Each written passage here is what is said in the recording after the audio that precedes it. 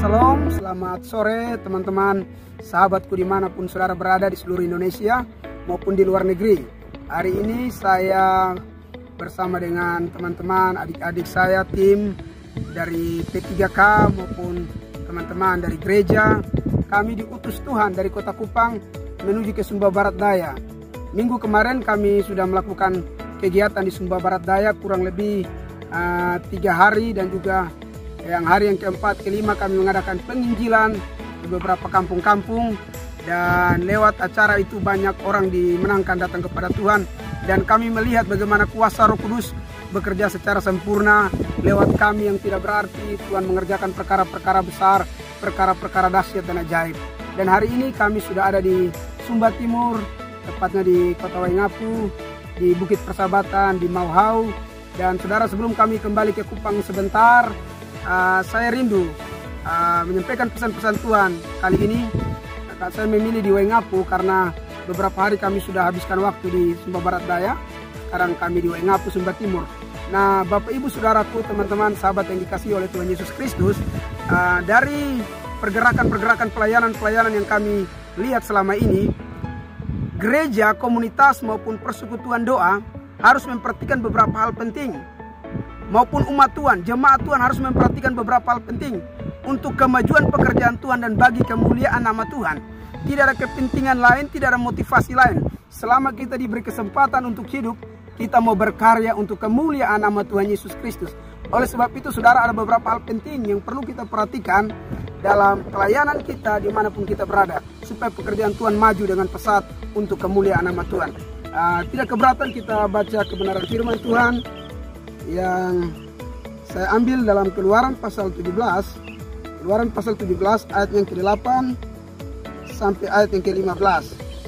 Saya baca dengan cepat, saudara perhatikan secara seksama. Kemenangan orang Israel melawan orang Amalek. Lalu datanglah orang Amalek dan berperang melawan orang Israel di Rafidim.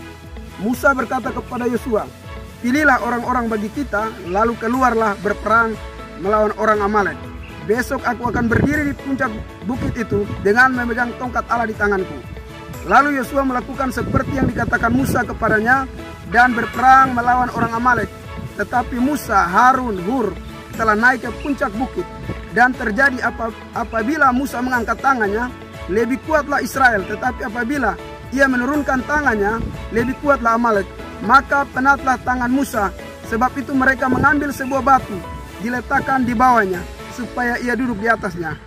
Harun dan Hur menopang kedua belah tangannya, seorang di sisi yang satu, seorang di sisi yang lain, sehingga tangannya tidak bergerak sampai matahari terbenam. Demikianlah Yosua mengalahkan Amalek dan rakyatnya dengan mata pedang. Kemudian berfirman Tuhan kepada Musa, "Tuliskanlah semuanya itu di dalam sebuah kitab sebagai tanda peringatan, dan ingatkanlah ke telinga Yosua bahwa aku akan menghapuskan sama sekali ingatan kepada Amalek dari kolong langit." Lalu Musa mendirikan sebuah mezbah dan menamainya Tuhanlah panji-panjiku. Ia berkata, tangan di atas panji-panji Tuhan. Tuhan berperang melawan Amalek turun-temurun. Bapak, mama, kakak, adik, saudara-saudara dimanapun saudara berada, baik kita dari kalangan pendeta, hamba Tuhan, gereja atau apapun, dan juga jemaat, ketika kita rindu melihat satu pekerjaan Tuhan maju dengan pesat, pekerjaan Tuhan berjalan dengan baik, kalau hati kita mengasihi Tuhan, maka kita rindu melihat pekerjaan Tuhan maju. Dan saudara, untuk kemajuan sebuah pelayanan itu bukan hanya terletak di tangan pendeta atau gembala, di mana kita harus melibatkan semua yang terlibat di dalam gereja, baik itu jemaat, kaum awam maupun majelis, semua hamba-hamba Tuhan, penginjil, misionaris, dan juga karunia-karunia yang ada kita libatkan untuk kemuliaan bagi nama Tuhan. Saudara, Yosua dipilih oleh Musa untuk berperang melawan orang-orang Amalek. Nah saudara, ini satu hal yang luar biasa kita belajar dari pribadi Yosua. Dia begitu ada penundukan diri terhadap bapa rohaninya. Tidak ada kata dia membangkang atau dia melawan. Ketika dia diperintahkan, dia dipanggil untuk diperintahkan dengan satu berita, yaitu berperang. Bukan berita secara manusia, itu bukan berita yang sukacita. Ketika dia dipanggil, orang-orang lain mungkin berpikir ini satu berita yang baik. Ternyata ini berita untuk maju berperang. Tapi bagi Yosua itu bukan satu masalah, itu bukan sebuah problem. Tapi dia tahu itu adalah satu kepercayaan, kehormatan bagi dia. Dan besoknya dia melakukan tepat seperti yang diperintahkan Musa. Tanpa bersungut dia maju dan dia berperang. Dan saudara perhatikan baik-baik. Ini perjalanan orang Israel ketika mereka keluar dari tanah perbudakan Mesir di padang gurun. Mereka berjalan setelah melewati Meriba, Masa dan Meriba. Dan saudaraku, mereka baru melewati masa pahit, masa sukar, masa sulit.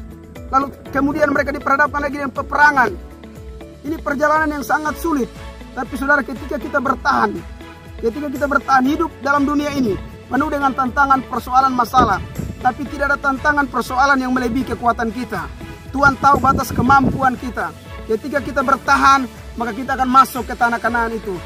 Dalam perjalanan orang Israel hanya 2 pribadi yang bertahan, yaitu Yosua dan Kaleb. Mereka begitu menekuni panggilan Tuhan. Mereka begitu mempercayai Tuhan. Mereka begitu mendengarkan pesan Tuhan. Dan mereka melakukan tepat seperti yang Tuhan mau. Sehingga mereka berhasil melewati proses. Dan mereka menikmati tanah Kanaan. Demikian pula sekarang kita sementara berjalan menuju ke tanah Kanaan. Menuju ke sorga. Dalam dunia ini ada banyak tantangan, ada persoalan. Tapi percayalah, Tuhan akan memberikan kita kekuatan ketika kita percaya. Dan kita akan melewati semuanya. Oleh sebab itu, satu hal luar biasa kita belajar dari Yosua, di mana dia taat terhadap bapak rohaninya, pembapaan. Di mana di Alkitab bercerita ada banyak tokoh-tokoh yang memiliki bapak rohani. Kita melihat Elia dan Elisa, di mana Elisa memiliki bapak rohani Elia. Rasul Paulus dan Timotius, bapak rohani dari Timotius adalah Rasul Paulus. Ketika kita dibapai, ketika kita dirangkul, kita diayomi, satu saat nanti kita akan melihat hasil yang terbaik. Dan kita akan menikmati tanah Kanaan itu. Lalu kita belajar dari pembacaan kali ini adalah, saudara, ada pribadi, ada 2 nama, yaitu Harun dan Hur. Nah saudara perhatikan, ketika Musa dan orang Israel berperang melawan Amalek, ketika tangan Musa diangkat, maka orang Israel mengalami kemenangan. Tapi ketika Musa lemah dan tangannya mulai diturunkan, orang Israel mulai mengalami kekalahan. Nah saudara, di situ dalam pertempuran itu Musa mengajak ada beberapa nama, yaitu Harun, Hur, Yosua dan sebagainya dilibatkan. Nah, saudara perhatikan, ketika Musa mulai mengalami satu keletihan, saudara, maka di situ tanpa dorongan dari Musa, orang-orang bersama-sama dengan dia melakukan inisiatif. Mereka mengambil batu dan menaruh di bawahnya supaya Musa duduk di atas. Bukan hanya sampai di situ, Harun dan Hur juga mulai menopang tangan Musa yang lemah. Satu di sebelah yang kiri, satu di sebelah yang kanan. Mereka mulai menopang dan mengangkat tangan Musa supaya Musa tetap kuat. Karena ketika Musa kuat, maka Israel akan mengalami kemenangan. Nah saudara, ini gambaran ketika sebuah pelayanan, ketika sebuah pergerakan didukung, pemimpin-pemimpin kita didukung, leader-leader kita didukung. Kita dukung dengan motivasi yang tulus murni, tulus ikhlas, tanpa embel-embel. Ketika kita melihat pemimpin kita mengalami sebuah tantangan, mengalami sebuah dilema, kita mengambil inisiatif sendiri tanpa diperintahkan. Kita mulai merangkul dia, kita mulai menopang dia, kita mulai menguatkan dia. Dan saudaraku, ketika Musa mengalami kelemahan, mereka menaruh batu supaya Musa duduk. Lalu Harun dan Hur menopang tangannya. Saudara, Harun ini dia mewakili imam-imam, atau dia mewakili kalangan-kalangan hamba-hamba Tuhan. Ketika pemimpin gereja, pemimpin komunitas mulai mengalami satu masalah, mengalami satu tantangan, maka saudara, hamba-hamba Tuhan, teman-teman sekerja, pelayan-pelayan harus menopang, harus menatang. Lalu saudara, ada nama Hur. Hur ini juga dia mewakili, arti nama Hur itu artinya bangsawan. Hur ini mewakili kalangan bangsawan atau kalangan profesionalisme untuk mendukung sebuah pergerakan, sebuah gereja, sebuah komunitas, sebuah pelayanan. Perlu kerjasama antara kaum atau antara orang-orang yang dipanggil secara full time sebagai penginjil, sebagai rasul, sebagai nabi, dan juga sebagai hamba-hamba Tuhan, majelis dan sebagainya, menopang pemimpin. Lalu semua jemaat dari berbagai kalangan profesionalisme mulai mendukung kepemimpinan. Nah, di saat itu saudara akan melihat pertumbuhan rohani yang besar, akan ada kebangunan rohani, akan ada ledakan yang besar. Ini adalah rahasia kebenaran firman Tuhan. Ketika ditopang oleh hamba Tuhan, ditopang oleh jemaat, ditopang oleh kaum bangsawan, oleh profesionalisme dari berbagai bidang ilmu, menopang sebuah pelayanan, menopang pemimpin, menopang seorang gembala. Lalu saudaraku, dari gembala ini terus memanifestasikan, memberikan motivasi, dorongan kepada penginjil Yosua untuk mengeksekusi setiap visi. Maka saudara, kemenangan saudara akan melihat dalam pelayanan saudara dan saya. Lalu saudara, Harun ini juga saudara berbicara tentang Harun itu berbicara tentang bagaimana seorang saudara Harun adalah kakak dari Musa. Saudara, dia tahu bahwa pilihan perkenanan itu jatuh di Musa. Bukan berarti Musa lebih hebat. Hanya dalam hal ini Tuhan memberikan visi kepada Musa. Maka sebagai kakak dia menyadari visi itu. Dia mau merendahkan diri. Dia tahu walaupun dia kakak, tetapi visi ini, visi pembebasan ini Tuhan berikan bagi Musa. Oleh sebab itu dia menopang dan dia mendukung. Lalu saudara, ada nama Hur. Hur itu juga mewakili, itu menurut penuturan para rabi di Israel. Memang tidak tertulis secara jelas di Alkitab, tetapi menurut penuturan para rabi yang dipercayai sampai hari ini, bahwa Hur itu adalah ipar daripada Musa. Itu adalah suami daripada Miriam. Nah saudara, perhatikan baik-baik, sebuah pelayanan itu harus ditopang oleh orang-orang inti, oleh keluarga kita. Baik oleh keluarga kandung kita, ipar-ipar kita. Maka saudara akan melihat ketika keluarga kita mendukung, ada ledakan besar yang terjadi. Oleh sebab itu, untuk sebuah pelayanan mau berhasil, sebuah pelayanan mau maju, saudara, butuh topangan. Saudara, kita tidak bisa membiarkan pemimpin kita, leader kita di komunitas, di gereja, kita tidak bisa membiarkan dia begitu saja. Kita topang dia dengan doa, dengan apa yang kita punya. Hamba-hamba Tuhan yang ada bersama dengan dia, topang dengan doa, dengar-dengaran, dan terus menopang. Lalu kaum profesionalisme dari berbagai bidang ilmu, dukung dengan talenta masing-masing, dukung dengan karunia masing-masing. Semua keluarga kita dukung pelayanan. Maka saudara akan melihat ledakan yang besar. Saudara, kalau kita baca di dalam Lukas pasalnya yang ke-8, saudara. Lukas pasalnya yang ke-8. Lukas pasalnya yang ke-8, saudara. Saudara akan temukan di situ, saudara, ada beberapa wanita-wanita, yang kita baca sama-sama.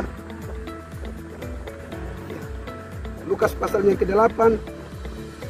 Lukas pasal 8 ayat 1 sampai ayat yang ke-3. Perempuan-perempuan yang melayani Yesus.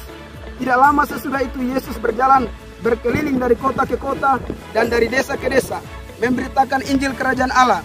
Ke-12 muridnya bersama-sama dengan dia, dan juga beberapa orang perempuan yang telah disembuhkan dari roh-roh jahat atau berbagai penyakit, yaitu Maria yang disebut Magdalena, yang telah dibebaskan dari 7 roh jahat, Yohana istri Kusa, bendahara Herodes, Susana, dan banyak perempuan-perempuan lain.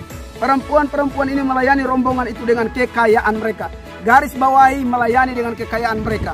Ada beberapa perempuan yang mengalami perjumpaan dengan Tuhan. Hidup mereka dulu hancur, dikuasai oleh berbagai ikatan kuasa kegelapan, tapi mereka dibebaskan. Dan juga ada beberapa nama perempuan yang kita baca di situ, merupakan istri dari pejabat-pejabat. Di situ ada Yohana istri Kusa, bendahara Herodes. Dan saudara, perempuan-perempuan ini melayani rombongan Yesus dengan kekayaan mereka. Oleh sebab itu, untuk sebuah pekerjaan Tuhan mau berjalan, saudara, kita harus memberi dengan tulus. Talenta kita, skill kita, kemampuan kita, kekayaan kita, kita beri untuk pelayanan. Dan saudara, hamba-hamba Tuhan semua terus menopang. Di saat itu hamba Tuhan menopang kaum profesionalisme dari berbagai bidang ilmu, para bangsawan, orang-orang kaya, orang-orang berada, hamba-hamba Tuhan, jemaat-jemaat Tuhan memberi dengan tulus. Lalu gereja mendukung penginjilan, Musa mendukung Yosua. Di saat itulah terjadi ledakan. Dalam penginjilan akan ada banyak jiwa dimenangkan. Dan ketika jiwa-jiwa dimenangkan, semua yang terlibat di dalamnya mendapatkan kemuliaan. Semua mendapatkan hasil. Dan kemuliaan tertinggi hanya bagi kemuliaan nama Tuhan. Oleh sebab itu, jika saudara dan saya rindu untuk pelayanan kita, gereja kita, komunitas kita menjadi komunitas yang dinamis, kita minta supaya semua orang yang terlibat di dalamnya mengerti akan panggilan ini. Kita tidak boleh merasa diri lebih hebat. Kita semua memiliki panggilan yang berbeda untuk saling melengkapi. Seorang pemimpin, Tuhan selalu memberikan dia visi. Dia butuh topangan dari kalangan teman-teman hamba Tuhan. Dan dia butuh topangan dari jemaat. Dari semua kalangan mendukung. Dan dari saat itu juga saudara akan melihat penginjilan akan berjalan dengan dahsyat. Banyak jiwa dijangkau untuk kemuliaan nama Tuhan. Kita akan melihat gereja komunitas kita bertumbuh dengan orang-orang yang bertobat menerima Yesus. Ada jiwa-jiwa yang senang untuk bergerak dalam penginjilan. Dan terjadi regenerasi. Dan terus reproduksi. Banyak orang akan dimenangkan. Dan seluruh dunia, setiap lutut berteluk, lidah mengaku bahwa Yesus Kristus adalah Tuhan. Oleh sebab itu, kalau saudara dan saya rindu untuk ada kemajuan di komunitas, di gereja kita masing-masing, coba kita belajar sama-sama firman yang telah kita baca hari ini. Dan saudara akan melihat ketika saudara mempraktekannya, maka saudara akan mengalami pertumbuhan rohani yang dahsyat. Dan semuanya untuk kemuliaan nama Tuhan Yesus Kristus. Dari bumi Sumba, khususnya Sumba Timur, Waingapu, saya Octavianus Laumakani dan teman-teman mengucapkan selamat menikmati benih kebenaran firman Tuhan, mempraktekkan dengan kekuatan Roh Kudus dan menikmati hasil yang besar untuk kemuliaan nama Tuhan Yesus Kristus. Salam, Tuhan Yesus memberkati.